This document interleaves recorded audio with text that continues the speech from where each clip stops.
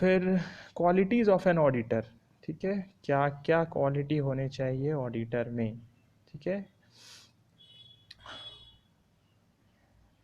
ठीक है, योग्यताएं क्या होने चाहिए, गुण क्या होने चाहिए, ठीक है। तो क्वालिटीज़ में क्या क्या आएंगी, ठीक है। पहला क्या है, देखिए, नॉलेज ऑफ ऑडिटिंग, ऑडिट कर रहे हैं तो ऑडिट का नॉलेज होना चाहिए। फिर स्टैंडर्ड्स, ठीक है, ऑडिटिंग का स्टैंडर्ड्स होता है, जैसे स्टैंड एसेज होता है, स्टैंडर्ड्स ऑन ऑडिटिंग।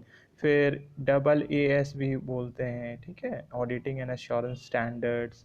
फिर कुछ स्टेटमेंट्स भी होते हैं, ठीक है, गाइडेंस, ठीक है, गाइडेंस नोट्स होते हैं, प्रोनाउंसमेंट्स होते हैं, घोषणाएं या other aspects related to audit. तो जितने भी दिशा निर्देश हैं, स्टैंडर्ड्स हैं, वो सबको भी जानना है ऑडिटर को, तभी तो ऑडिट अच्छे से वो कैरी कर पाएंगे, ठीक है। तो जो जो जिस ऑडिट को भी वो कर रहे हैं उसके ऊपर उनको नॉलेज होना चाहिए, और उससे रिलेटेड जितने भी चीज़ें, standard, statements, guidance notes, pronouncements, और भी जो दूसरे एस्पेक्ट्स है जिसका नॉलेज मैंडेटरी है, जो ऑडिट से संबंधित है, तो उसका नॉलेज होना चाहिए। फिर क्या है सेकेंड पॉइंट में, knowledge of business laws and corporate laws, ठीक है, जानकारी होना चाहिए ऑडिटर को बिजनेस लॉ, ठीक है, लॉ के बारे में जो व्यापार से संबंधित है, और कॉरपोरेट लॉज, ठीक है, जितने भी कंपनीज हैं, ठीक है, और कॉरपोरेशंस हैं उससे संबंधित है, ठीक है। हम लोग जानते हैं कंपनी क्या होती है, कंपनीज एक्ट टू,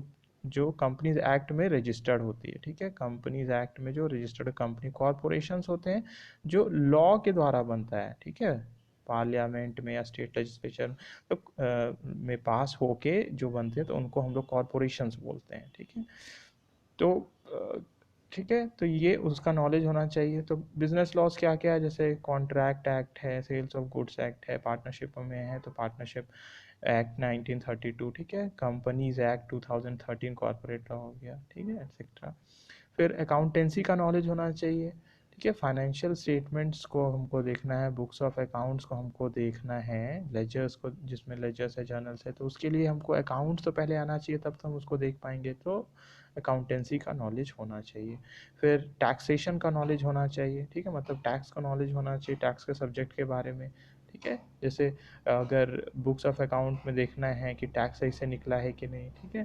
फिर ऊपर से जब टैक्सेशन का नॉलेज और ज़्यादा ज़रूरी रहता है, जब टैक्स ऑडिट होता है, ठीक है, जब टैक्स ऑडिट होगा, आगे हम लोग देखेंगे इसके बारे में, ठीक है। तो टैक्स का भी नॉलेज होना चाहिए कि ऑर्गेनाइजेशन जो भी डायरेक्ट और इनडायरेक्ट टैक्स है वो सही से पे किया है कि नहीं, ठीक है, डायरेक्ट टैक्स और जितने भी इनडायरेक्ट टैक्सेस है वो सही से पेमेंट हुए हैं कि नहीं, ठीक है, तो नॉलेज होना चाहिए। तो फिर नॉलेज ऑफ इकोनॉमिक्स में जैसे हम जानते हैं कि बहुत सारा कैलकुलेशंस है कुछ समझने में, ठीक है, नियम समझने में भी हेल्प करता है इकोनॉमिक्स। तो स्टैटिस्टिक्स भी आता है इसमें, ठीक है, जिससे बहुत सारी चीज़ का कैलकुलेशंस जब करना होता है तो ये यूज़फुल होता है उस समय। और अदर सब्जेक्ट का भी नॉलेज होना चाहिए ऑडिटर को, जैसे जनरल मैनेजमेंट, इंडस्ट्रियल मैनेजमेंट, ठीक है, इस तरह से। फिर knowledge of important audit case laws, तो और जितने भी और जुडिशियल डिसीजन, जितने भी केस लॉज हैं ऑडिट से संबंधित इम्पॉर्टेंट है, जैसे आगे हम लोग देखेंगे किंगस्टन कॉटन मिल केस, फिर है लंदन एंड जनरल बैंक है शायद, ठीक है। तो जैसे किंगस्टन कॉटन मिल्स केस है, फिर London and general bank case है, तो इस तरह से जो इम्पोर्टेंट ऑडिट केसेस है उसके बारे में नॉलेज होना चाहिए। फिर जो निर्णय दिया गया है उसके ऊपर नॉलेज होना चाहिए, ठीक है। फिर आगे चलते हैं, कंप्यूटर का नॉलेज होना चाहिए और इंफॉर्मेशन सिस्टम्स, ठीक है, जिससे आजकल हम लोग जानते हैं ज़्यादातर रिकॉर्डिंग कंप्यूटर्स में और इससे रिलेटेड इक्विपमेंट्स में होते हैं, तो वो पता होना चाहिए ऑडिटर को, उसका फंक्शन पता होना चाहिए, ठीक है। तो इसके आगे बढ़ते हैं अब हम लोग, ठीक है, इंग्लिश के लिए था, यहाँ पे हिंदी के लिए नोट्स तैयार करने के लिए। फिर नेक्स्ट आगे बढ़ते हैं, क्वालिटीज़ ऑफ एन ऑडिटर, ये सेकंड और लास्ट पेज है क्वालिटीज़ का। तो क्या और क्वालिटी होनी चाहिए ऑडिटर में, knowledge about the nature, type and working mechanism of the organisation under audit, ठीक है, किस नेचर का है जिसका ऑडिट होने वाला है, जिस ऑर्गेनाइजेशन का, उसके नेचर के बारे में पता चाहिए, टाइप के बारे में पता होना चाहिए, किस तरह से वो फंक्शन करता है ऑर्गेनाइजेशन, तभी तो ऑडिट अच्छे से कर पाएंगे। तो ये क्वालिटी होना चाहिए कि ऑडिट होने से पहले, ठीक है, पहले ही उनको इसके बारे में पता करना है, ताकि वहाँ पे ऑडिट के बारे में जो भी प्लानिंग है और जैसे करना है, ऑडिट प्रोग्राम बनाना है, वो सही से बना पाए और इसको इम्प्लीमेंट कर पाए। फिर sound knowledge of the laws related to the organisation under audit, ठीक है, जो भी लॉज ऑर्गेनाइजेशन से संबंधित है जिसका ऑडिट होने वाला है, ठीक है, चल रहा है, उसके बारे में स्पष्ट पता होना चाहिए। ठीक है, नेक्स्ट, बेसिक क्वालिटीज़ जो कि एक ऑडिटर में होने चाहिए, ठीक है, होने ही चाहिए, मतलब जिससे क्या है कि ऑडिट सार्थक रहेगा और सही से हो पाएगा। तो पहला क्या है, जैसे इंटेग्रिटी, अखंडता या ईमानदारी हम बोल सकते हैं इसको। ऑब्जेक्टिविटी, इंटेग्रिटी मतलब सही से वो ऑडिट करेंगे, ठीक है, बिना बायस।